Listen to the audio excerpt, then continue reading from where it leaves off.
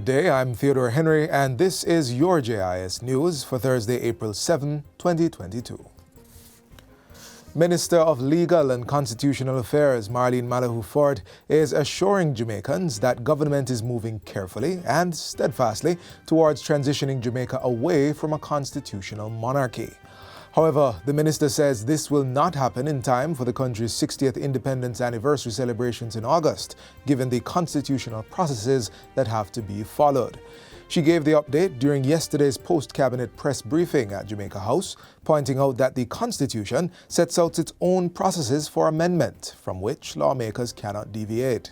The commitment of the Prime Minister to transition Jamaica away from a constitutional monarchy is one that will be kept. We have to go through a constitutional process to achieve the goal of moving Jamaica from a constitutional monarchy to a republic. And in Jamaica, we have constitutional supremacy. Whatever we do must be in accordance with the Constitution. Minister Malahoo Ford says areas of importance and concern include the makeup of the Jamaican Parliament, which comprises the Queen, the House of Representatives, and the Senate, as well as the executive powers of the Queen. These are deeply entrenched provisions which require a 2/3 majority vote from members of both houses of Parliament, as well as a referendum for change. In addition, the Constitution requires a 3-month period between the date an amendment bill is tabled in the House and the commencement of the debate. At the conclusion of the debate, another 3-month period is required before the bill can be passed in the House. We're not at the stage of drafting instruction as yet. I have completed my assessment of the deeply entrenched reform issues. The process has to be carefully sequenced.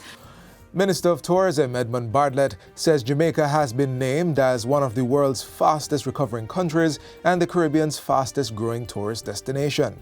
While opening the 2022-2023 sectoral debate on Tuesday, the minister credited that achievement to the strategies and policies the government put in place to contain the COVID-19 pandemic, especially within our resilient corridors. The resilient corridors, Madam Speaker, which cover most of the island's tourism region, allowed visitors to experience more of the country's distinctive offerings, as many COVID-19 compliant sites across and along the corridors have been approved by our health authorities for visits. Minister Bartlett says since the reopening of the tourism industry in June 2020, the procedures regulating the resilient corridors have kept guests and workers safe, causing Jamaica to become one of the most sought-after destinations. He adds that the United States Centers for Disease Control and Prevention (CDC) classification of Jamaica at level 1 on its COVID-19 threat level system is a further boost to the tourism sector. The minister says work will continue with the Tourism Vaccination Task Force to ensure the continued vaccination for sector workers. In the meantime, $2 billion will be invested to bring 8,500 new hotel rooms to the local tourism offerings over the next 5 years. Portfolio Minister Edmund Bartlett says this will result in the creation of at least 24,000 part-time and full-time jobs for building contractors, engineers, project managers, and other specialists, and at least 12,000 jobs for construction workers. While many properties in Hanover, St. Anne, and St. James are currently under construction, plans are also underway for the Viva Windham Resort north of Negril, the new Rio Hotel in Trelawney, a new Secrets Resort in Richmond, St. Anne, and expansion of Bahia Principe. Madam Speaker, this will be the largest wave of tourism development and expansion in the history of Jamaica. Madam Speaker, we are satisfied that notwithstanding the COVID disruptions, the investment climate in Jamaica remains strong and buoyant, and the appetite to invest in Jamaica is very strong. To keep this momentum, he says the ministry continues to work closely with JAMPRO, which is currently developing a national business portal where investors will be able to apply for all relevant government licenses and permits for investment projects. Jamaica's remittance inflows exceeded $3.3 billion for 2021, an increase over the $2.9 billion for 2020. Foreign Affairs and Foreign Trade Minister of State, Senator Leslie Campbell, revealed the figures at the Global Diaspora Summit in Dublin, Ireland recently.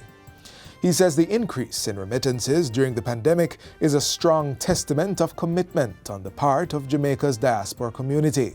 While acknowledging that the flow of remittances provide relief to strained household budgets, he says the ministry will support efforts that promote financial literacy for migrants and the recipients of these transfers to enhance volume, management, and development impact of these remittances.